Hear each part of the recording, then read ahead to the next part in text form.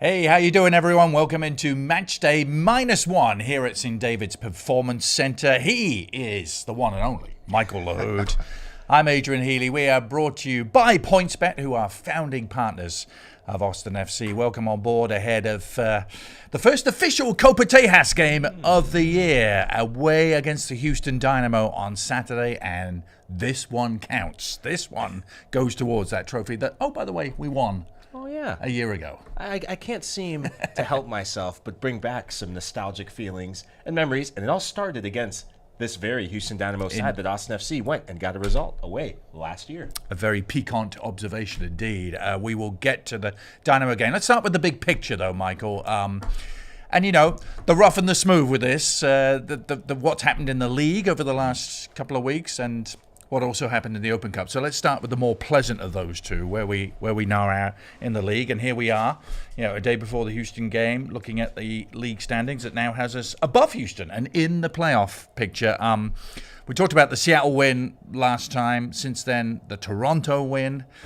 Your thoughts on what was an edge of the seat night on Saturday night at Q2? Well, it was great to hear you on the call. Well, you thank and Kobe you. Jones. Yeah, and didn't think I was going to get to call a goal. Yeah, I was just going to say willed it into existence. We had talked about the stretch of maybe wanting that goal to come, and then it finally came, and it just looks like Austin FC may have found their new number 9 in Gyasi Zardes. Back-to-back games with a goal turns out to be the game-winning goal, and what I liked about it, it was a striker's goal. Yeah, he hunted the ball down, he moved his feet, and he put himself in the right place at the right time. A lot of strikers around the world, your goal poachers, it's, you know, people will say it's luck, but I think that was instincts that prevailed at the end that got him the game winner. Yeah, it was a real cathartic moment for the whole stadium.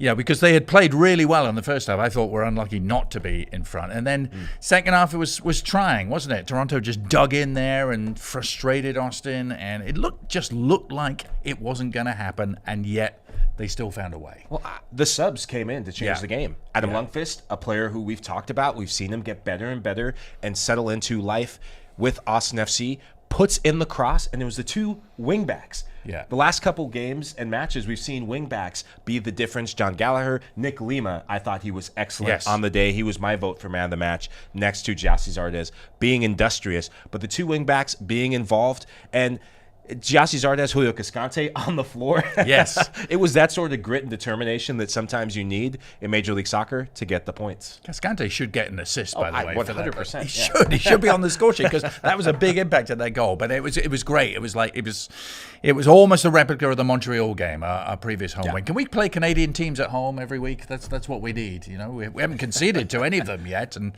1, 2 out of 3, 7 points out of 9 at home against teams from north of the border. Well, that's good news, eh? Indeed. So, second consecutive win and a much-needed second home win. It levels up our wins at home with the road wins following Seattle 2 apiece. And, you know, it's amazing, isn't it, what happens when you win 2 straight, 6 points in the bag, how quickly you shoot up the standings. This is the part of the season where one win can change the mood, and not just the Lahoud mood, but the mood in your camp, and really change the perspective. It's still kind of that first third of the season. You want to be in the mixer. You don't have to be at the top of the pack. Just keep yourself within striking distance. And if you look at the standings right now, Austin FC, as you said, in 9th place, 16 points. One win tomorrow night against Houston Dynamo FC puts them up towards 5th place. Yeah. And now you're talking about a whole different conversation within the league. So we got the league, and then we got the cup. And as they often say, the old phrase is, now you can concentrate on the league. Oh, and the league's cup when that comes later in the summer. But just brief thoughts. Obviously, it was disappointing. Yeah. We've got Danny Pereira's shirt hung up because, for me, Michael, he was the glowing positive to take away from the game. He was the best player on the pitch, wasn't he? I thought so. I got to see him live, and it was my first Austin FC match of the season. A long time coming for that. And this is a player, as we've said throughout this season, he just keeps getting better and better. And when the chips are stacked up against the team, or even if the team is playing their best soccer of the season, he shows up no matter what. Consistency is what I've seen a growth in him this year. Yeah. And I got to see him play higher up the field, something we've been asking for, and it started to impact the game. But unfortunately, I think tired legs, tired minds were the undoing of the team at the end of the day. So Open Cup competition comes to an end for Austin. Yeah, we'll take our lumps. I credit Chicago. I think they had a great game plan and actually kind of negated our attack, particularly on the flanks. They seemed to block every cross, didn't they? Well, it's the first time, I think, since his MLS tenure, I've seen Shaqiri look more like the Shaqiri dictating things. Kai Kamara holding, a player who I know very well, holding up the ball. And sometimes a team just shows up and they grind their way to a result. They know exactly what they're going to do. And I've been there as a player. I think of the Sporting Kansas City under Peter Vermees. There's certain teams that in any given year, they just know how to play in the Cup. And Chicago looks like that team because it ain't happening in the league right now for him. I think Kai Kamara had an extra twinkle in his eye and a spring in his step, knowing Mr. Lahoud, his former national teammate, was watching him in the stands. He turned it on. Well, he then turned it off at the last second. Because credit to Brad Stuver as well for making himself big. And it was just that left leg of Brad Stuver, just a game of inches, a game of angles in that goalkeeper position. Stuver won that battle right there. So Open Cup glory, I have to wait. We went around further than last year, and pity we couldn't go further. But onwards and upwards. Copa Tejas, we mentioned it. The first official Copa Tejas game of the season after the first two games against Houston and Dallas didn't count, which is pretty handy for us, standings-wise. So it's a slate wiped clean. But we come into this game against the Dynamo, second road trip of the year already down there to Shell Energy Stadium, the newly christened Shell Energy Stadium. And the teams seem to be in very different places than they were from the first meeting back in mid-March, Michael. Oh, back in mid-March. This was the sort of match that Houston got the better of Austin FC 2-0. And it seemed to be, okay, hey, Houston Dynamo FC, are they going to be catapulted by this? And they started to get a string of results. But as of late, since that match, especially this month, in the month of May, it's been a yo-yo sort of team. Yeah. They've put a lot of effort and a lot of focus in the Open Cup. They won their Open Cup match and will be going on to the quarterfinals. But in the league, it's kind of cost them a bit. They've been very good at home. Most of their points, I think they've only gotten one positive result on the road. But Austin FC, they will have to manage this game against a good home team in Houston. Yeah, I would have been a lot more worried, as you said, 2 or 3 weeks ago, with us heading down there again. They had won their first 4 games, including that win against us in early March. But since that point, kind of a tame 0-0 draw against RSL. Then Seattle went in there and won by a goal to 0. That's the first time Houston have lost this season. So this is the first league game at home for them since that defeat. We may be getting in them at the right time, as you say, especially after the Open Cup victory for them. Yeah, I think revenge is what I think of when I think of Austin FC's mentality going into this match. You want to rectify that 2-0 loss, but also you want to really start building momentum in Copa Tejas. Yeah. And I think it could be a blessing in disguise that those first 2 matches were almost bonus games that don't count, because now you know you have a litmus test. You know what you have to do and bring in these sort of rivalry matches. Get an early look at both opponents, don't they, without it counting. From an Austin perspective, Michael, what sort of things do you think Josh Wolf is wrestling with, especially given the team he played on Wednesday night against Chicago, and a lot of players went a lot of minutes. We saw some returning players start to get more minutes, like Diego, for goodness. What sort of questions does he have lineup-wise, particularly given who the Dynamo are and what their midfield is, their engine room, isn't it? With Herrera and Coco Carrasquilla. I mean, those 2 players are the heart and soul of the team. They have some new faces, and Bassi, the Frenchman, coming into MLS. He's been good for them. A bit of their revival in the Open Cup. Corey Baird having a good game in the Open Cup as well, and starting to come alive a bit more for Houston. But it is going to be a midfield battle. I think it's finding that midfield partner for Danny Pereira. Danny played a lot of minutes, and I think of someone like Dave Tenney talked to us last year of freshness.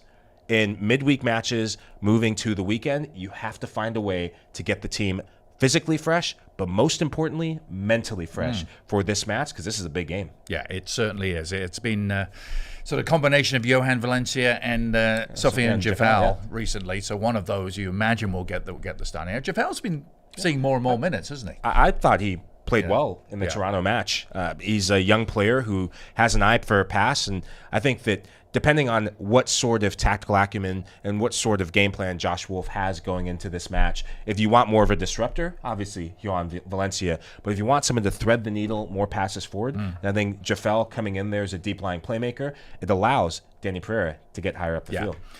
Be interesting decisions at fullbacks. It's been pick any two of three recently. Lima had a great game, didn't he, against Toronto, but then he wasn't starting against Chicago. Maybe he's back in the mix. Which side do you play?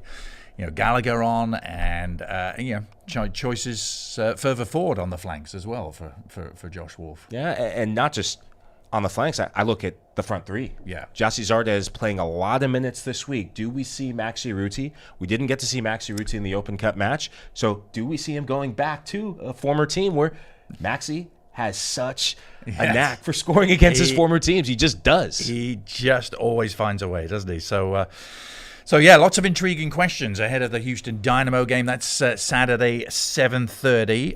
Of course, as always, available on Apple TV, which brings us very conveniently to the state of play when it comes to the Lahoud moods. And I've been reading lots of comments from the Austin fan base and how much they always put their stock in and miss the Lahoud mood. So it's, the rough and the smooth. I wonder where that leaves us at the end of this week, Michael, for you. With the rough and the smooth, I've been buffing this one sitting in my hotel room in Austin. I'm just going to get straight to it. The mood is interested. Okay. And I'm interested to see how Austin FC respond to the Open Cup setback, but really how Austin FC respond to the first Copa Tejas match that counts against an opponent they've already had a match against in Houston Dynamo FC. And to get the right result for Austin, they'll have to do these two Matchday -1 things. Number one, forget tactics. It's about competition and competing. In rivalry matches and derby games, you have to compete against Ben Olsen teams. I can tell you from experience, you better compete because they will be rolling up their sleeves, bringing their lunch pails, and they're a team that wants to grind it out. They want to make it end-to-end, and which leads me to number two. I've seen a difference in Austin in the last two MLS wins. They've gotten more numbers in the box. Yes. It's not just the striker getting in. Right. It's both of the wingers getting in. It's the wingbacks getting in, sometimes 4, sometimes 5 attackers, something we saw much more of in 2022. Yeah, crashing in, bodies in the hot zone, they like to call it here, don't they?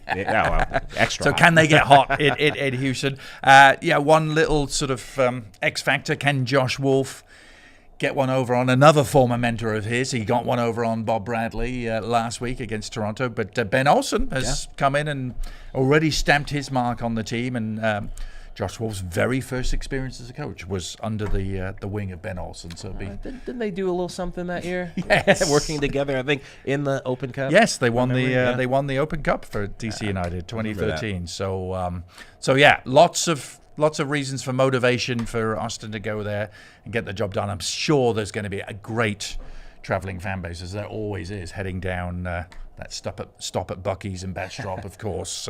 Well, before we move on to anything else, I want to give a special shout out to Austin FC fans. Yeah. Going to my first match of the season, something that really hit me, even in the face of the wrong side of the scoreline, it was seeing the relentless nature of the drums, of the unified voices. There's something special that still remains in that fan base. Oh, no matter what the result is, no matter where the team stands, the fans are behind this team, and that's something special. I love that. And those fans not only come out at Q2, they also come out at Palmer Field at St. David's Performance Center to support Austin FC too. They have been doing all season long.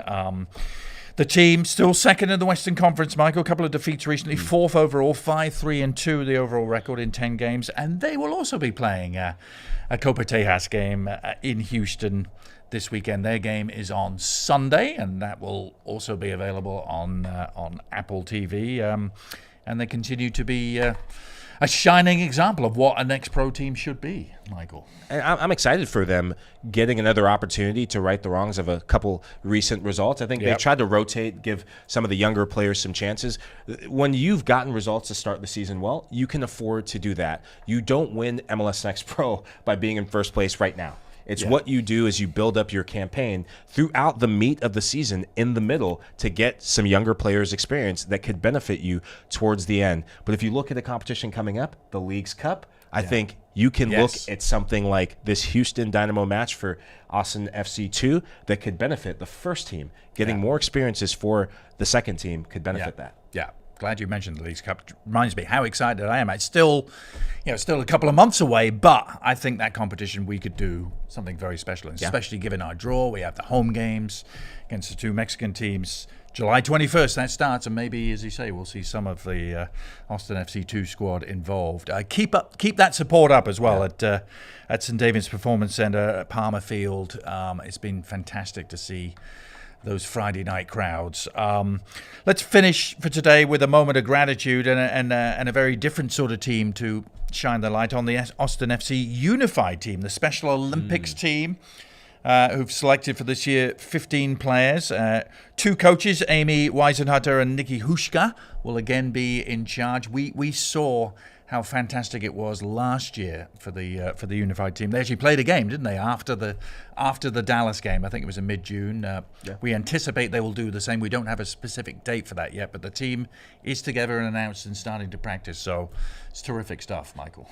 As we constantly talk about here at the club, one of the pillars of this club has been built on is community. Yeah. And we've said it on Verde Lights, and we'll say it here on Matchday -1. It's one thing to talk about it. It's another thing to live it. And I loved seeing last year for that intense game against FC Dallas, players putting just the effort in, putting their bodies on the line. Now players putting their hearts on the line for a great cause, seeing the likes of this man right here, Danny Pereira, was on the field, and Alex Ring as well, and some of the other veteran players to come and support an amazing, worthy cause and campaign. So the Austin FC Unified team is up and running again. We hope to have a date to give you soon for a time they'll play at Q2 as they did last year. More information, by the way, austinfc.com/community/unified on that team. And just remains to say thanks for watching. Austin FC, the Verde and Black against the Orange of the Dynamo. Saturday night, Apple TV. I won't be calling it, Michael. Yeah. Where are you going? I'm going to Colorado to see them play Cincinnati, who I'm looking forward to seeing. Remember that team we beat 5-0 in the home opener a year ago? Different spot. They've kicked on from that. Yeah, I'm looking forward to seeing them live. But 7:30 start time on MLS Season Pass on Apple TV. Enjoy the game if you're going. Really enjoy the game. And we will be back same time, same place next week for more Matchday -1. See them.